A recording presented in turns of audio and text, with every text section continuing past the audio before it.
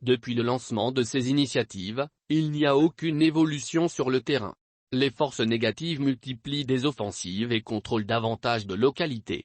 Ces derniers mois ont été marqués par la non-application des directives des sommets des chefs d'État, a reconnu Ndayishimiye à l'ouverture du 20e sommet des chefs d'État de l'EAC, tenu samedi 4 février 2023, à Bujumbura, au Burundi.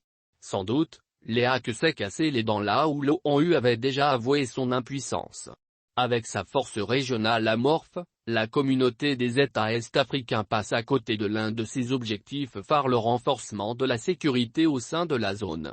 Soutenus par le Rwanda, pays membre de l'EAC, les rebelles de M23 tuent et pillent dans les localités qu'ils contrôlent dans la province congolaise du Nord Kivu, sous l'œil impuissant de la force régionale de l'EAC, qui se mue en une agence humanitaire. Si le M23 ne se retire pas, les chefs d'État de l'EAC autoriseront le recours à la force pour contraindre le groupe à se conformer. Cette décision prise lors du mini-sommet de Luanda semble avoir été déjà oubliée par l'EAC.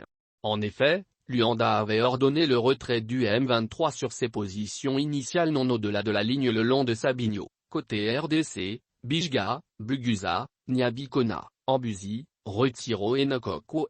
La date butoir fixée était le 15 janvier.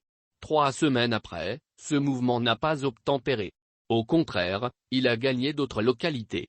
Et le sommet de Bujumbura qui devrait, logiquement selon Kinshasa, donner l'autorisation à la force régionale d'attaquer les rebelles, a accouché d'une souris. Au terme de cette réunion, qui a connu la participation des présidents Paul Kagame, Rwanda, Yoweri Museveni, Ouganda, William Ruto, Kenya, Félix Tshisekedi, RDC, Suluhu Samia, Tanzanie, sous la direction d'Evariste Ndayishimiye, Burundi, il n'y a pas eu de grandes annonces. Les chefs d'État ont ordonné le cessez-le-feu immédiat par toutes les parties et aux chefs des forces de défense de se réunir dans une semaine pour établir de nouveaux délais pour le retrait des groupes armés et de recommander la matrice de déploiement appropriée. Le sommet a observé que la situation sécuritaire dans l'est de la RDC est une question régionale qui ne peut être que durablement résolue par un processus politique et a souligné la nécessité d'un dialogue renforcé entre appels à toutes les parties.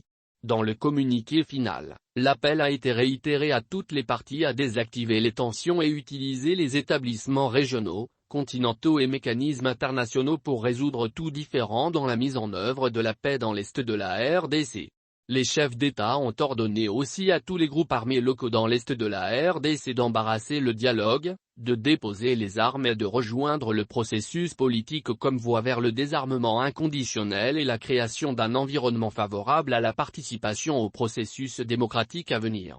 Toutes les parties ont été appelées à respecter et mettre en œuvre les décisions du sommet et les obligations convenues lors de réunions précédentes de chefs d'État et d'autres instruments établis sur la restauration de la paix et la sécurité dans l'est de la RDC.